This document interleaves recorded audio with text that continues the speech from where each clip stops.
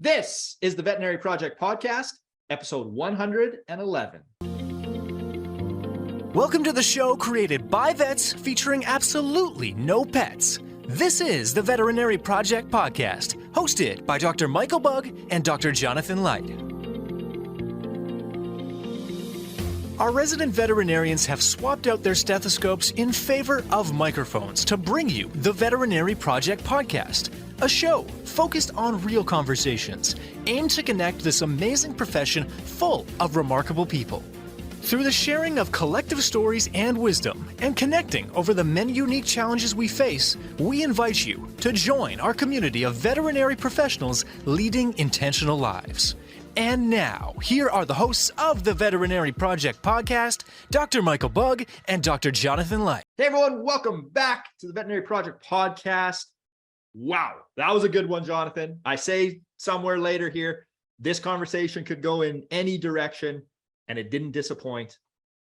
We've got Dr. Megan Sprinkle. Her and I just met at the Veterinary Innovation Summit and had been on the list to get onto the podcast for months. We made it happen. And as you said, it delivered. Yeah, I had a lot of fun. I'll be thinking about lots of the stuff in there. I guess before we dive in, this episode is going to be dropping just after Canadian Thanksgiving, which means that's what we're heading into this weekend. So what does the Light family have planned for Thanksgiving? We are taking a break. There's been lots of travel as of late for the Light family, for myself.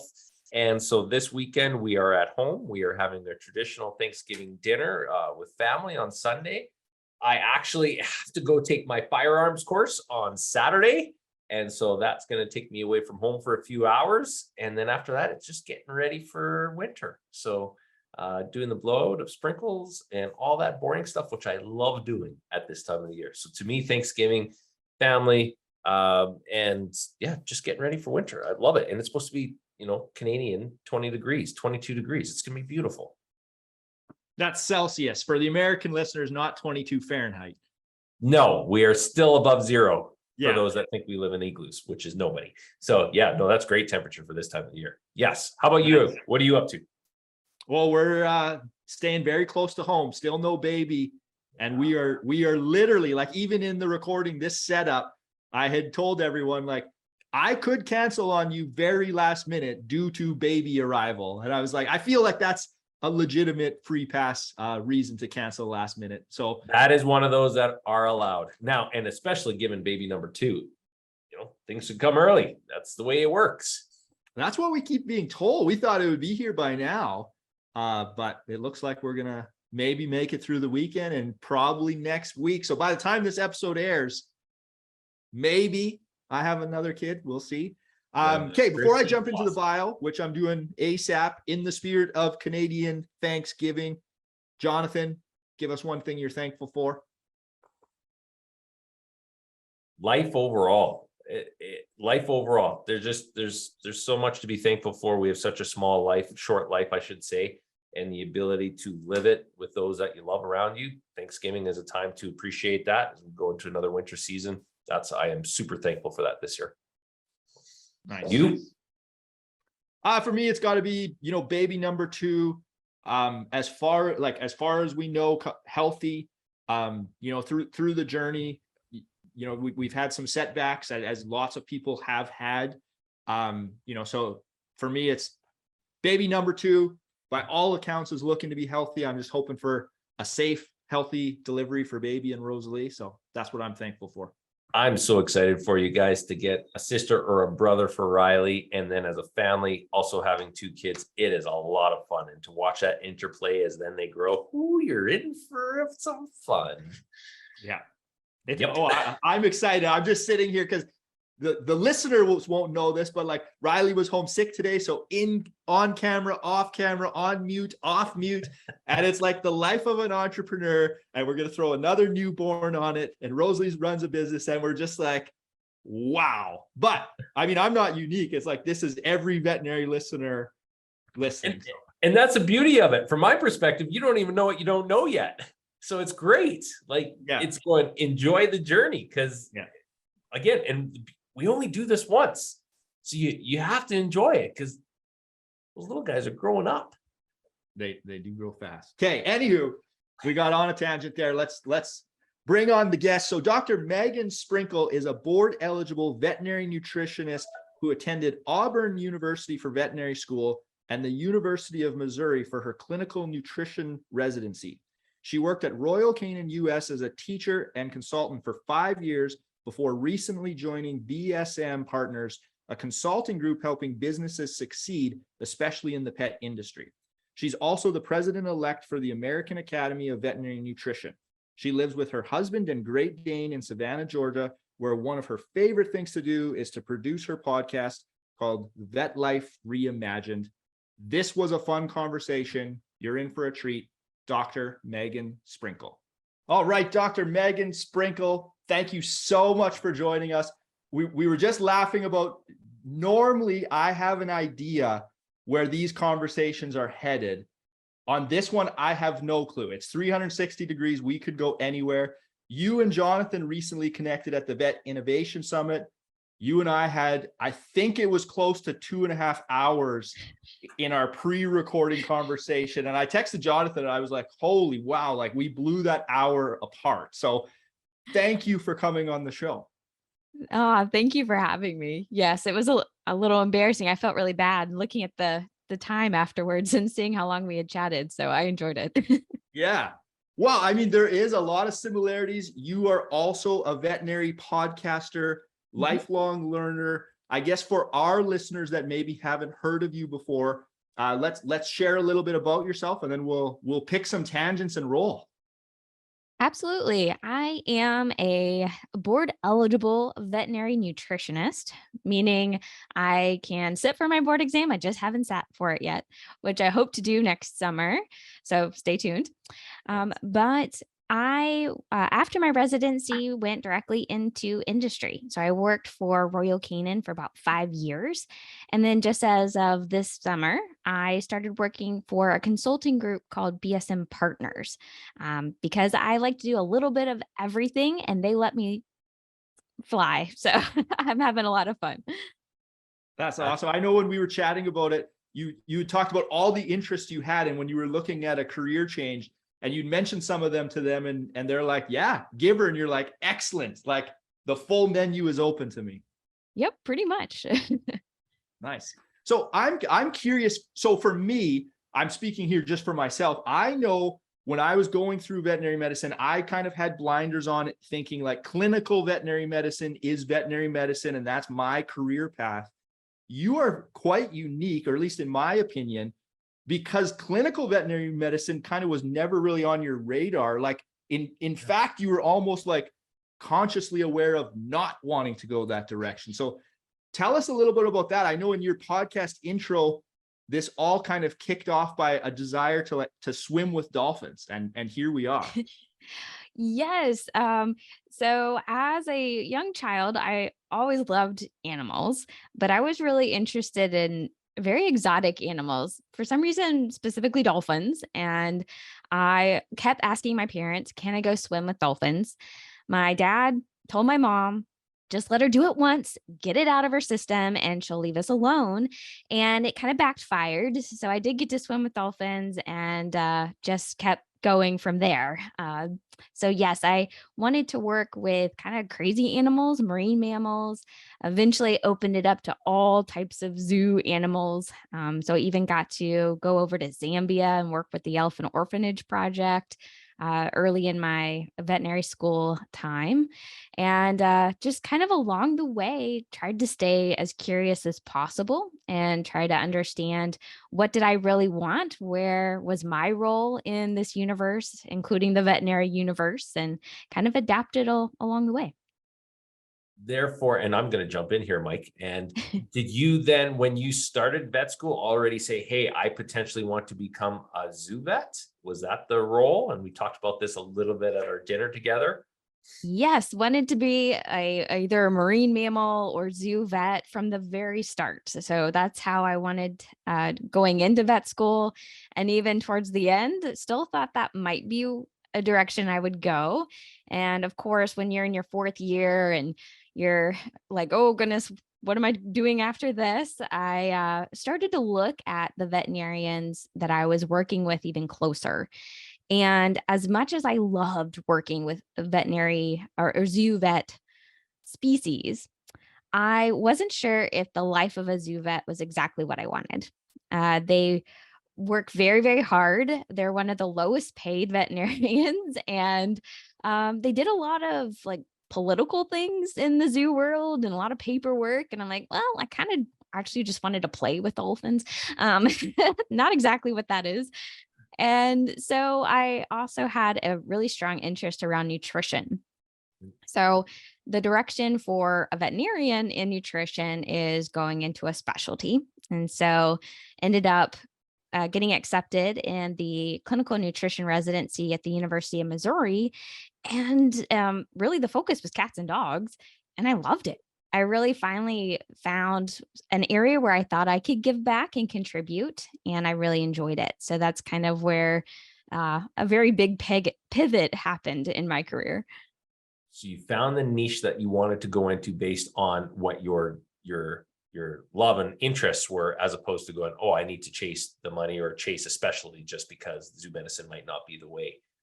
Oh, yeah, because I don't know about you, but when I was thinking about being a veterinarian, I had created the idea that as a veterinarian, you aren't in it for the money. It's a sacrifice, right? You just know you're going to be broke, but you're living off of love, I guess. I don't know. And in the career. So I never was actively seeking the money. No. And yet then you end, and we're gonna jump back to that. But I have to jump on this because veterinary nutrition, one, there are not many veterinary nutritionists as a specialty. I don't even know what the numbers are. I would welcome you to educate us, but I know in Canada here, there are few and far between. And in my view, from an outside perspective, especially when working with another group with VCA, to get a veterinary nutritionist to come speak with you was like the holy grail.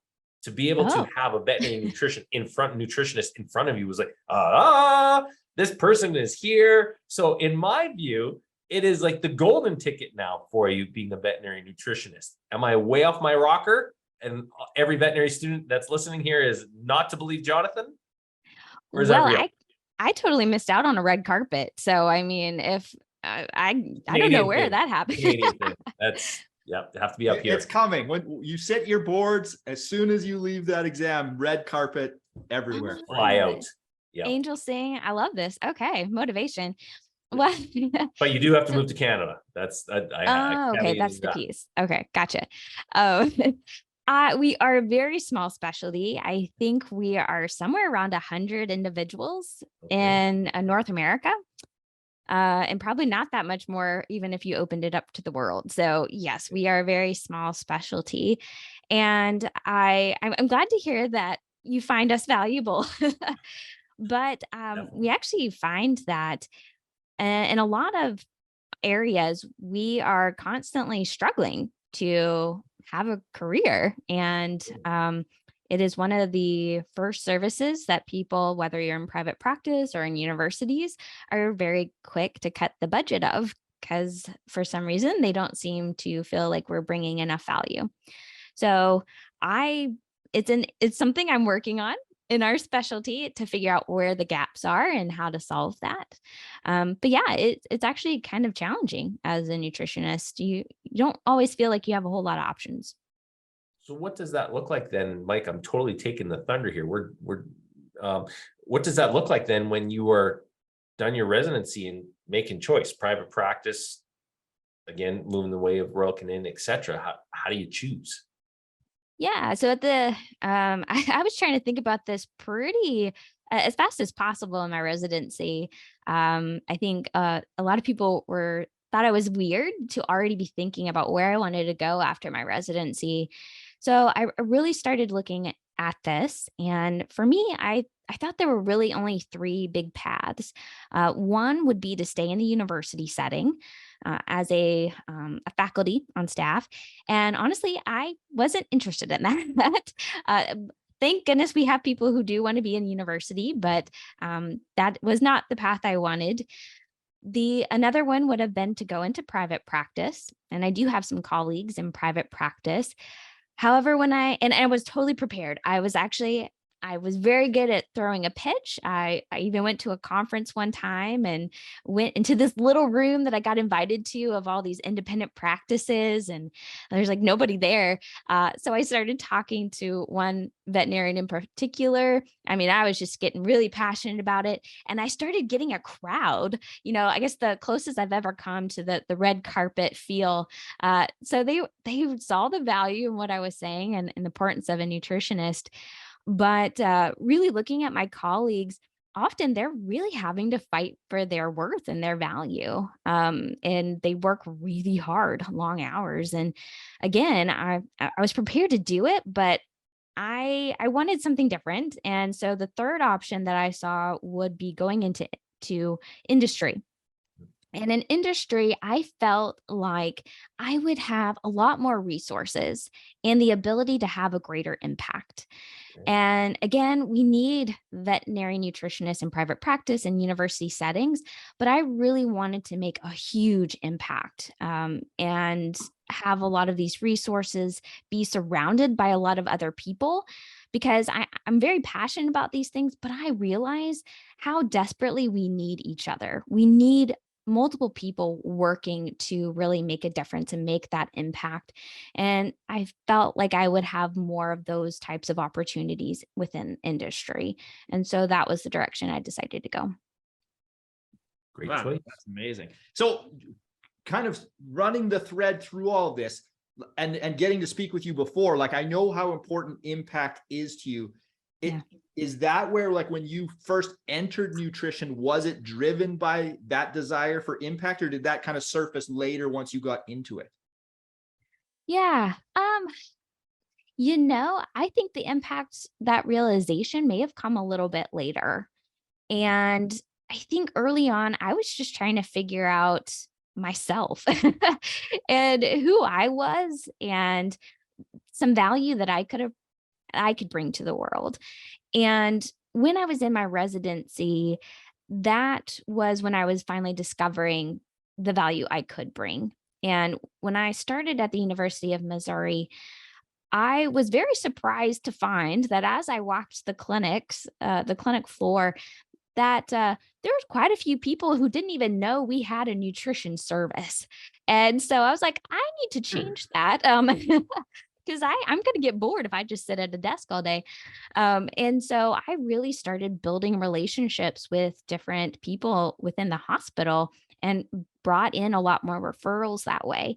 And when I saw that, I could build these relationships, and that, asking my resident mates in internal medicine why they kept referring cases to me, and they said, well, we love how much you do the follow-up and you keep us included in these cases, but you handle all those crazy nutrition questions that we don't want to answer. I was like, I'm more than happy to do that for you.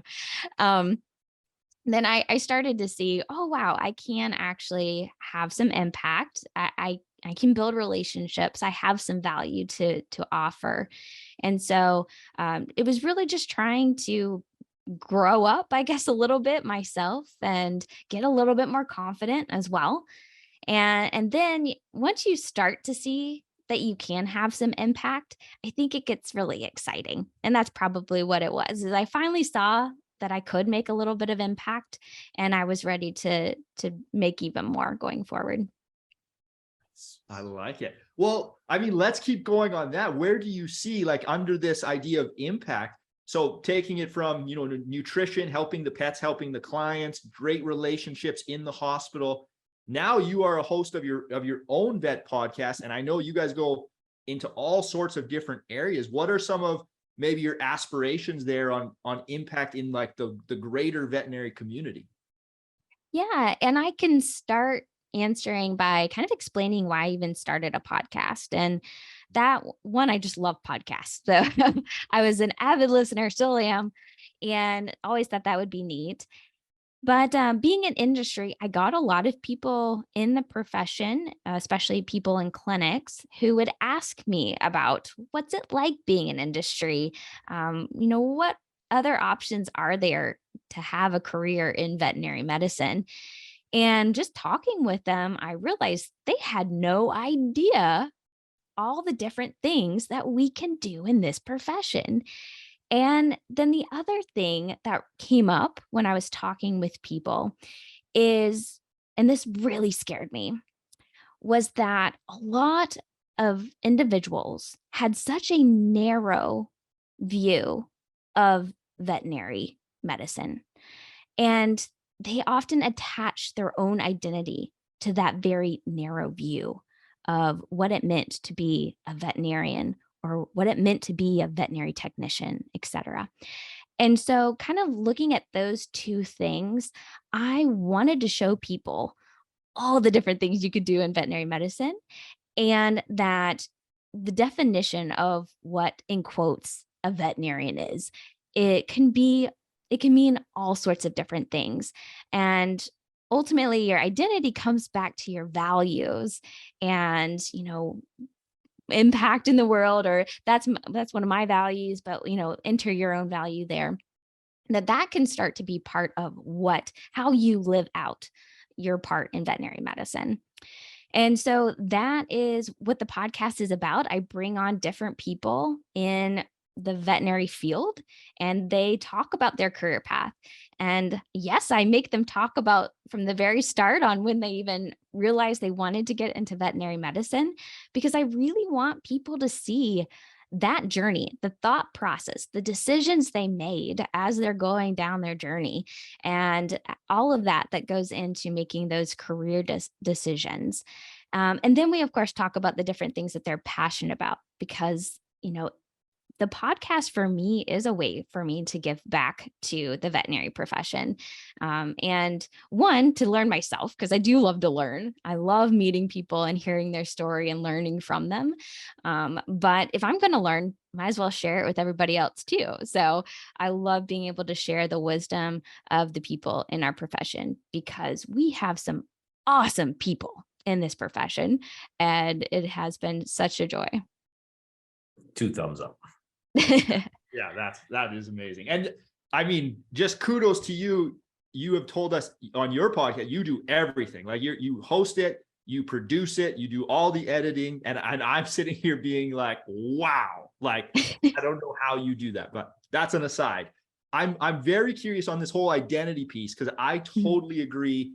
And have certainly at times in my life wrapped my identity around that being a veterinarian. Was there ever a time where you struggled with that, or were you always kind of aware of that and able to navigate it?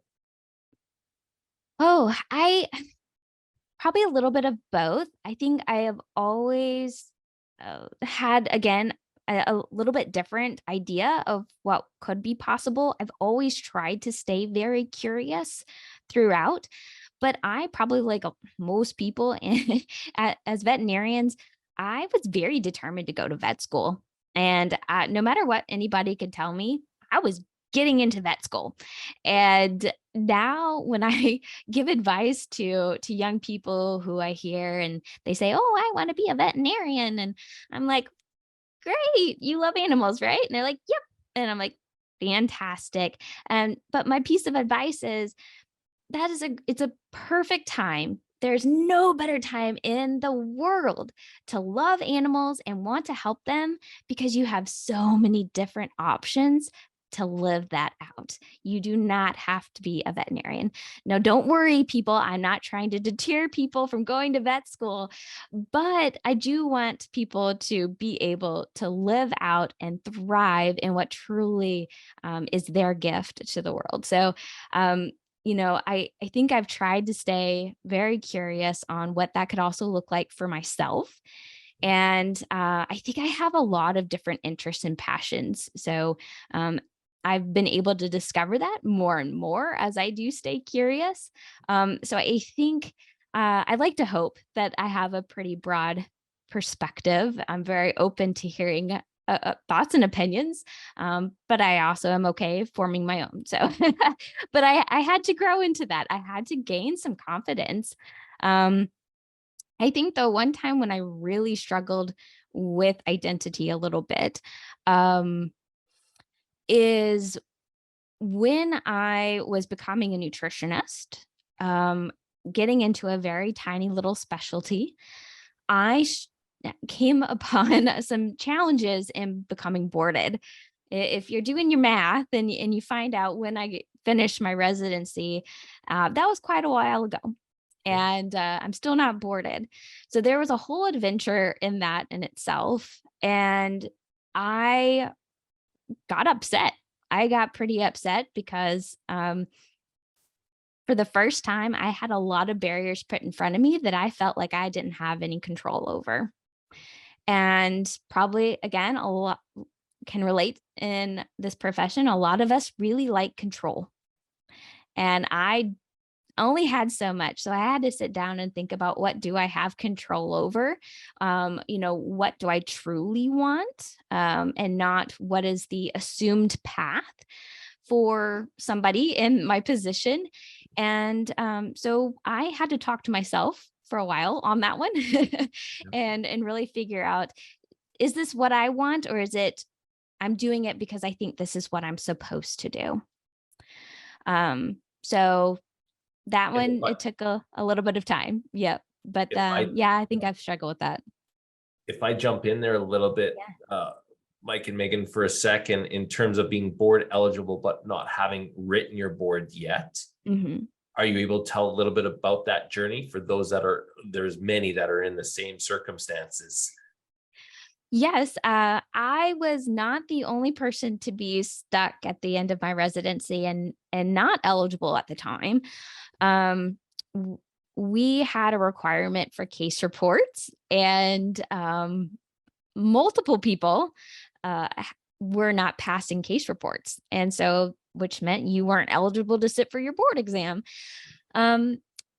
And for me, because I had a unique situation, and then right out of my residency, I did go into industry, and therefore my ability to get additional cases just disappeared. And so, again, I had to decide, did I want to really work hard to somehow get cases, or was I going to do what I actually liked better in industry? And so that's why I got stuck there for a while. Luckily at the time, and we've had some changes. So recently the nutrition specialty joined and is now one of the subspecialties of a CVIM, the internal medicine group. But right before that, the organization had decided to basically dissolve the case report requirement and go to different types of requirements, which I did complete. And therefore that's why I'm board eligible now. So I did end up still working towards that to get to this point now. But yeah, that's kind of what happened is there were some challenges there, and the board heard us after a while, and they did change it. But yep, that was a struggle. I can imagine that would have been mentally very difficult in terms of, working through, oh, wow, I finished my residency and not being board eligible to get that completed right out of school and such. From a standpoint of walking through that, getting to know yourself, also recognizing that it is not all about writing the boards. You are a veterinary nutritionist, no matter whether you have boards or not under you. Being a few years now removed from that, where do you see as being next steps in your career? And I would love to also understand a little bit more in terms of your current consulting role, and if that conversation came into being board eligible versus full-fledged specialist with all of the credentials behind you. What does that discussion look like? Yeah, actually, so it is because of BSM Partners that I'm actively trying to sit for my board exam. I had really I was like, I'm fine. I'm loving what I'm doing. I don't need it. And I was just going to roll on. But they said, no, you worked hard for that. We want to support you and get you board certified. So they basically said, we will pay for it. We'll make sure you have time to study, whatever you need, just let us know. And we're going to try to support you so you can do that. So it's really because of them that I'm pursuing that and going to hopefully get some letters at the end of my name, in addition to DVM, which by the way is plenty, but yeah, it's for their support. But they also really listened to what I was interested in, which was very different. They even them, as entrepreneurial and adventurous as they are, when I came in as a veterinarian and said, well, actually, I really like doing a podcast and I really like doing all these other really non-veterinary things, they're like, oh, well, okay, you go for it. So, and then I was just talking with my my boss, Dr. Stephanie Clark, and she told me, having a veterinary nutritionist who knows how to formulate for the pet food or just the pet industry. We do more than pet food. We're doing all sorts of things. She's like, that's a force to be reckoned with.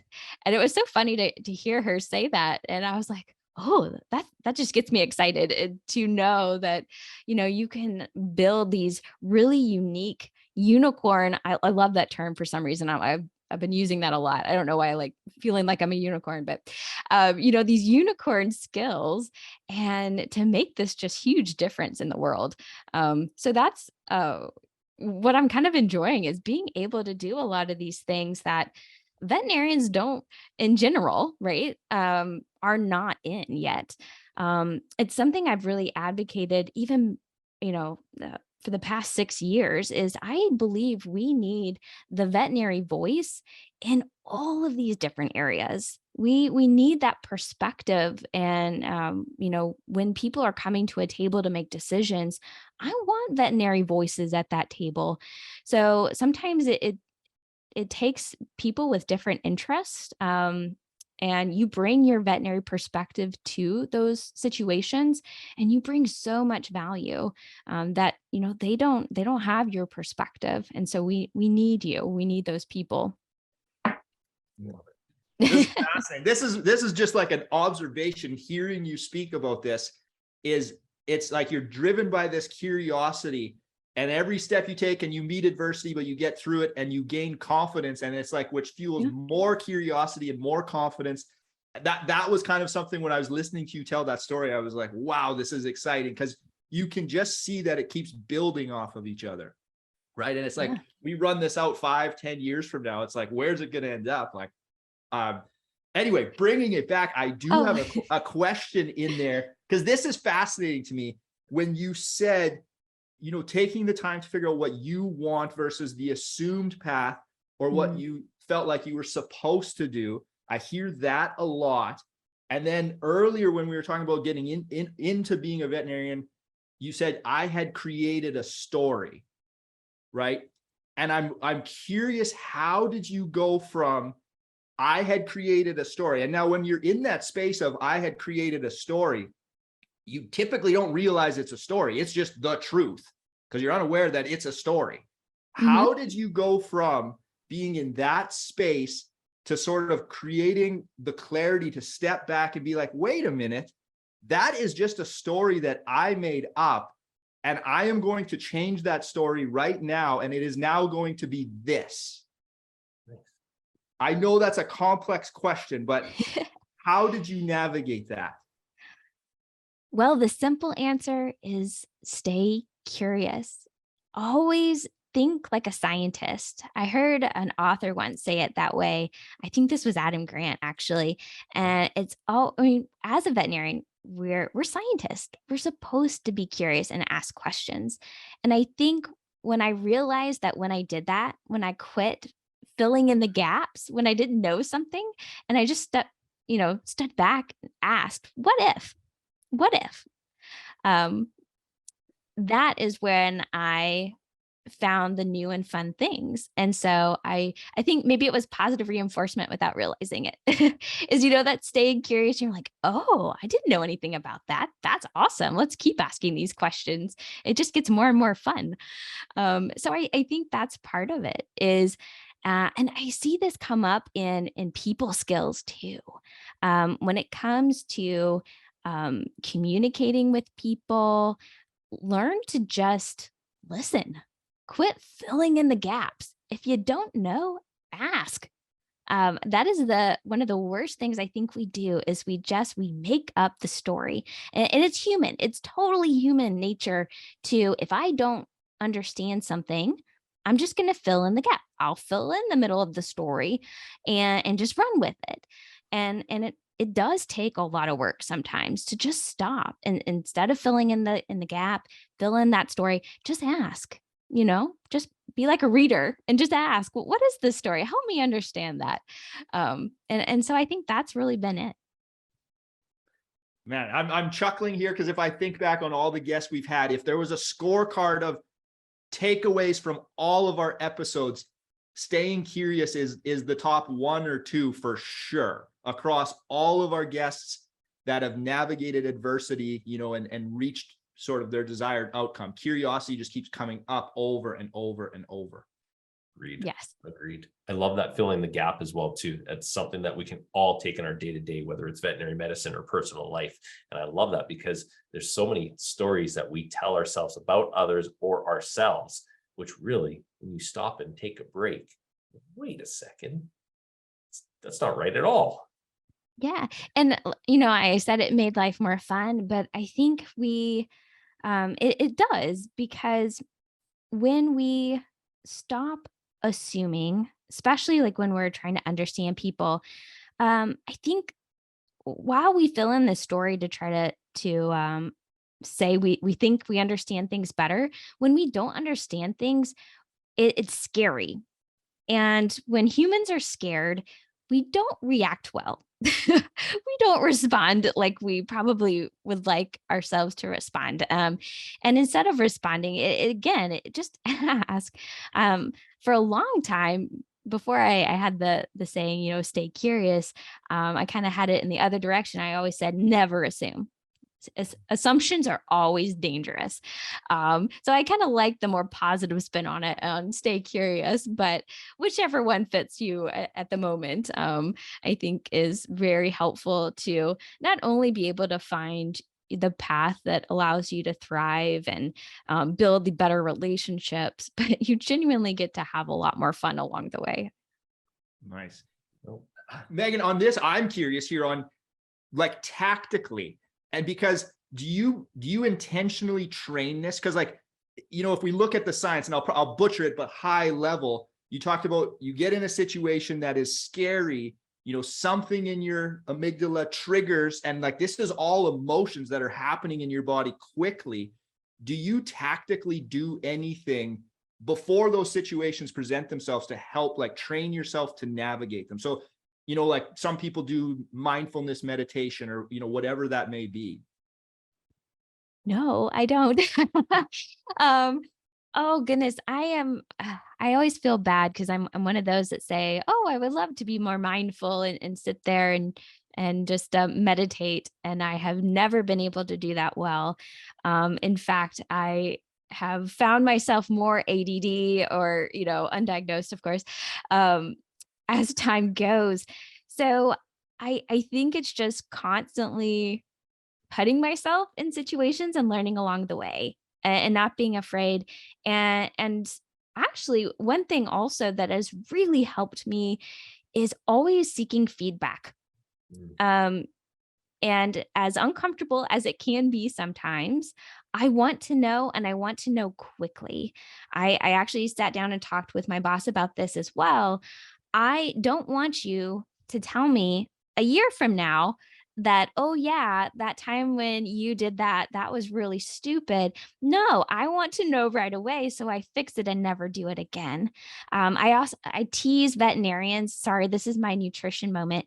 I would always tease veterinarians who would come and say, well, I put this pet on the weight loss diet a year ago and they haven't lost any weight. It's like, why did you wait a year to check? You don't do that. It's a constant. You got to check in all the time. And I think that's the same for us as people, as we're just learning to stay curious. Asking for feedback is staying curious. It's getting other people's thoughts. I know, Jonathan, when we were at the Veterinary Innovation Summit, that keynote on the second day was talking about are we self-aware, right? And there's a huge difference between the people who actually are and the people who think they are. And so asking for that feedback, I think, is really helpful in growing you as a person and being able to kind of train yourself to stay with that mindset. Man, this is fascinating stuff, Megan. I love it. I'm sitting here and I'm just like on the fly, inviting you back because I'm looking at like all the stuff that we still can talk about, and I'm like, it's not possible to fit it in. So, I mean, I think I'm going to start landing this one, and it's like we basically have to have you back because this is fascinating stuff. Like I personally love diving into all of these nuances. So I'm finding this very insightful, and I'm sure a lot of our listeners are as well. So what he's doing is he's asking you on the air, so you have no choice. I know. Yes. Yeah, this is. I think like this is like this is a guilt tripping tactic I learned in podcasting school, where you just put them on the spot live on air. Well, I would love to come back because I do want to keep digging into, what does this look like for the profession as a whole? Like, how can we help each other continually grow and be better as individuals, as a profession? And like I said, I don't want to do this alone. I want to do this with other people such as yourselves. And thank you so much for what you do with the podcast and participating in these conversations. So absolutely. Thank you. I appreciate it. And I guess this will be like a teaser. One of the things in our 2.5 hour pre-recording that we got lost on was talking about money and like the mindset around money and the stories we tell ourselves about money. And that is actually, like, if we trace it, how you and I connected was, through Brent with Royal Canin and talking about personal finance. And I mean, that we can take everything we talked about in this episode and then just attach money to it. And now you've got a whole nother can of worms to talk about. Yeah, absolutely. That also kind of grew along with me as well. So that definitely deserves its own conversation. Yeah. Okay. Well, thank you, Megan. I guess, yeah, we're at the end here. So we're going to roll into that impact round. I guess kicking it off, are you a cat or a dog person? As fascinating as I think cats are, I am a dog person. So I have one dog. Her name is Eva. She's a Great Dane. So we're about the same weight class. So we can wrestle. But yeah, I do have one dog. I like it. True or false? I knew I wanted to be a veterinarian since I was a kid. True. I'm one of the boring ones. Yes.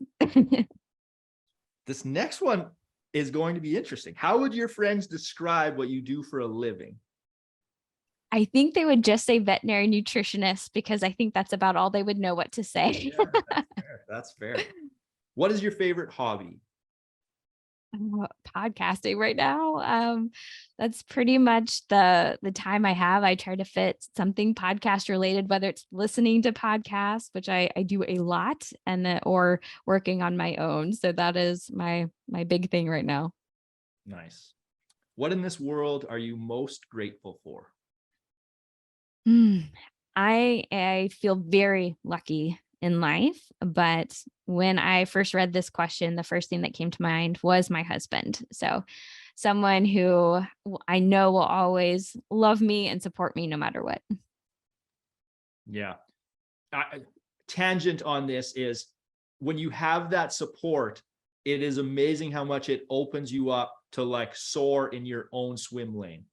Right. And I feel that for myself personally, my relationship with Rosalie, you and your husband, I know Jonathan and Candace, and it's like that, those support pieces are invaluable. So. Absolutely. Yeah. Okay, Megan, thank you so much for joining us. I mean, it is obvious the lifelong learning, the impact you want to have. Thank you for your work on your podcast. I mean, this has been a great conversation. If anyone wants to reach out, follow you, where are some of the best platforms to do that? Yeah. So LinkedIn is a great place. I'm on there pretty frequently. And there aren't that many people with the last name Sprinkle. So I'm usually not too hard to find. If you want to look up Megan Sprinkle on any of the platforms, I'm happy to talk with people. Excellent. And yeah, we have some links, I know, to your podcast and whatnot, and we'll drop those in the show notes for anyone that wants to check it out. I've been diving in, and definitely worth a listen. Yep, absolutely. She's putting us to shame, Mike. Let's just put it that way. Yeah. It's good. Well, we're working towards the same goal, but it does keep us on our toes. So darn right. I think it's amazing. So that's a kudos to you. Yeah. We help each other grow. Yeah. All right, Megan. Okay. Well, as always, the final word goes to you. What message do you want to leave for the veterinary community? I think pretty simply, stay curious. Thank you for listening to the Veterinary Project Podcast. As a recap, on behalf of our hosts, the Veterinary Project Podcast will be releasing new episodes weekly. So be sure to tune in as we bring you more conversations aimed at helping you enjoy a life well lived. If you enjoyed what you heard on the show and you want to stay in the know, please like, love, and or subscribe to the podcast on the listening platform of your choosing, as we're available on all the usual suspects. If you know of others that may benefit from these conversations, we'd love it if you please share the show with them, as this will help us grow our community to reach more and more veterinary professionals. Speaking of which, if you are a veterinary professional and would like to get connected with more like-minded individuals who are joining us on this journey, please send an email to the veterinaryprojectpodcast@gmail.com, and we'll invite you to be a part of our private Facebook group. General feedback, requests for information, or perhaps requests to be a guest on the show can also be sent to the veterinaryprojectpodcast@gmail.com. Dr. Michael Bugg and Dr. Jonathan Light, thank you for listening to the show, and we'll catch you again next week for another episode of the Veterinary Project Podcast. Bye for now.